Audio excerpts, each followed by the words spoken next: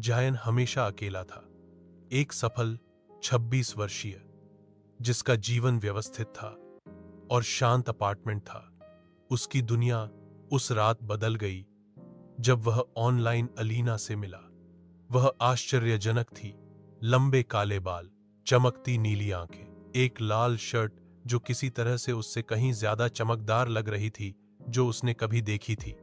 उसकी हंसी असली लगी, उसकी उपस्थिति चुंबकीय लगी, और फिर भी कुछ हमेशा थोड़ा अजीब लगता था। वे हफ्तों बाद व्यक्तिगत रूप से मिले।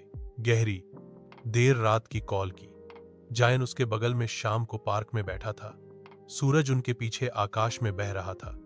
अलीना ज्यादा झपकी नहीं लेती थी और एक काला कौआ पास के एक पेड़ पर बैठा था, शांत देख रहा था। फिर भी जायन जोर से गिरा। उन्होंने रातें साथ बिताई, रहस्य साझा किए, पुराने प्रेमियों की तरह से। लेकिन सब कुछ उस दिन बिखर गया जब उसने अपनी दोस्त हिना को एक समुद्र तट की तस्वीर दिखाई। इस तस्वीर में कोई नहीं है सिवाय आप, उसने कहा। जायन ने तस्वीर को घूर कर देखा। उसका हाथ किसी के चारों ओर था। उसे वह पल याद था, लेकिन छवि में केवल वह ही दिख रहा था, खाली जगह में मुस्कुराते हुए। अधिक तस्वीरों में वही भयावहता प्रकट हुई।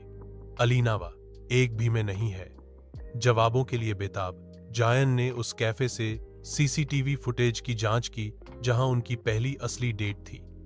टेप में उसे बात करते और हंसते हुए दिखाया गया, किसी से नहीं। टेबल के पार केवल एक खाली कुर्सी। उसने अलीना का नंबर डायल किया। लाइन बीप हुई, अमान्य नंबर। उसने फिर से कोशिश की और फिर से कुछ नहीं। कमरे के कोने में उसके टेलीविजन में कुछ भयानक प्रतिबिंबित हो रहा था। मंद रस, एक आकृति का धुंधलापन जो उसके पीछे खड़ा नहीं था। वह जायन की वास्तविकता बिखरने लगी। एक रात उसने उससे बिस्तर पर बात की, मजाक करते हुए, छेड़छाड़ करते हुए, यादें साझा करते हुए। लेकिन जब कैमरा घूमा तो वह अकेला, बस एक सिकुड़ा हुआ तकिया और अछूता कंबल। उसने हिना को अलीना के नृत्य का एक वीडियो दिखाने की कोशिश की, केवल स्थैतिक दिखाई दिया। उसकी आवाज चली गई, उसकी छवि मिटा दी गई। हिना ने उसे कुछ ऐसा बताया जो उसने अपना खून जमा दिया। शायद तुम कभी किसी के साथ नहीं थे जयान, शायद तुम्हारे दिमाग ने उसे बनाया था। घबराकर उसने अपने स्टोरेज बॉक्स से एक पुराना फोटो एल्बम निकाला। हर छवि जिसमें कभी वह थी अब केवल दिखाती है। वह अकेले बेंचों पर बैठे, अदृश्य लोगों को देखकर मुस्कुराते हुए, भूतों के साथ हंसते हुए। एक तस्वीर में उसकी एक धुंधली आकृति अभी भी धुंधली हो रही थी। ऐसा लग रहा था जैसे ब्रह्मांड उसे मिटा रहा हो। उस रात द आंधी के दौरान जायन खिड़की पर खड़ा था। बिजली चमकी।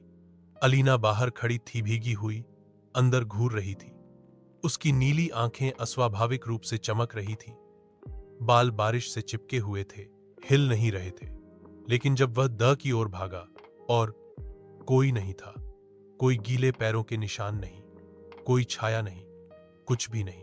अगली सुबह जायन ने अपने कोठरी की दीवार के पीछे कुछ पाया, एक छोटा सा छेद और अंदर एक पुरानी डायरी। उसने इसे खोला और कांप गया। कोशिशें उसके हाथ की लिखी हुई थीं, लेकिन सालों पहले लिखी गई थीं, एक अलग लड़की के बारे में, एक अलग अलीना। वही चेहरा, वही मुस्कान, वही गुमशुदगी। आखिरी पन्ने पर एक नोट था, तुम कभी अकेले नहीं थे, तुम एक, हमेशा मैं। वह शांति पाने के लिए शहर के बाहर चला गया, केवल एक सुनसान कब्रिस्तान में पहुंचने के लिए। वहां जंगली घास और भूली हुई कब्रों के पीछे उसने बिना नाम का एक कब्र का पत्थर पाया।